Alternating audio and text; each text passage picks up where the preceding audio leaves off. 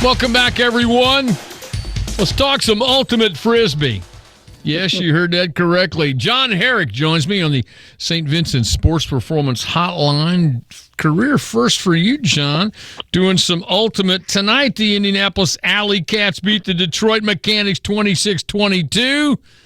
Good job by the good guys. How'd you do in your first time out?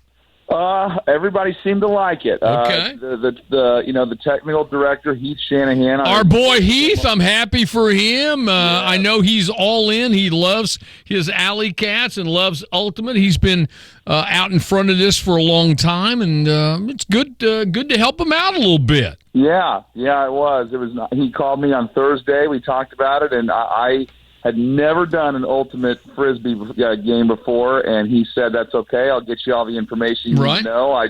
He got me everything I needed to know about the Alley Cats, and then I just watched some film on their games and studied up on the verbiage and the terminology a little bit. Yeah. And it's fun. It's kind of like a combination between soccer and football. Sure it is.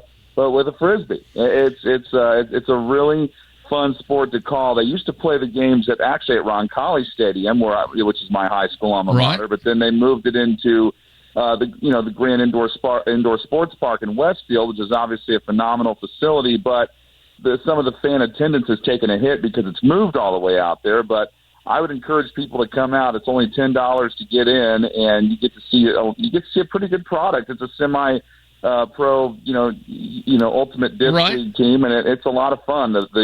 The level of play is really competitive, and all the players that play on the Indianapolis Alley Cats are all Indiana guys. They're not these dudes from other states that don't have any local connection. They're all Indiana guys, which I think makes it really cool. Yeah, and it's not like you and I just tossing the frisbee out there. There is certainly a certain level of proficiency, certain skill level, strategic approaches to how you advance the ball, lines, angles, those kinds of things, just like you're talking about in soccer and football.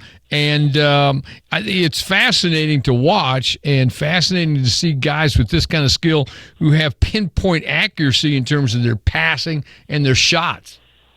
Yeah, that was actually on point with both teams tonight. Some of the passes I saw were just incredible, just these long passes all the way to the end zone. And I'm like, there's no way that thing's going to get there. And then it gets there, and not only does it get there, but you're like, okay, well, there's nobody that's going to be there to catch it. And then all of a sudden somebody comes flying in to catch it. The Detroit Mechanics pulled that off quite a few times in the first half. They were down 15-14 at the end of the first half, but then they only scored 8 points in the second half. The Alley Cats shored up the defense a little bit and were able to pull away and win by 4. But it was a very, very competitive game.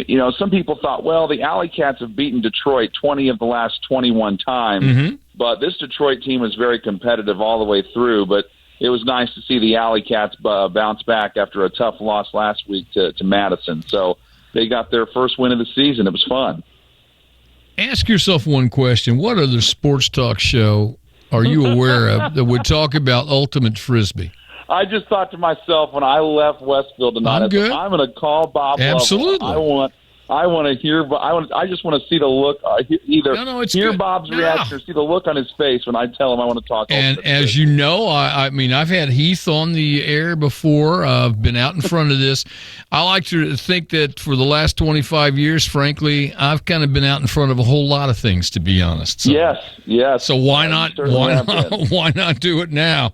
John Harrick, a career first. He's calling the ultimate frisbee matchup between the Indianapolis Alley Cats and the Detroit Mechanics. The Cats win at 26-22. Have fun. You've enjoyed it tonight. Have fun the rest of the weekend, John. Thanks for the call. Thanks a lot, Bob. Appreciate it. Anytime.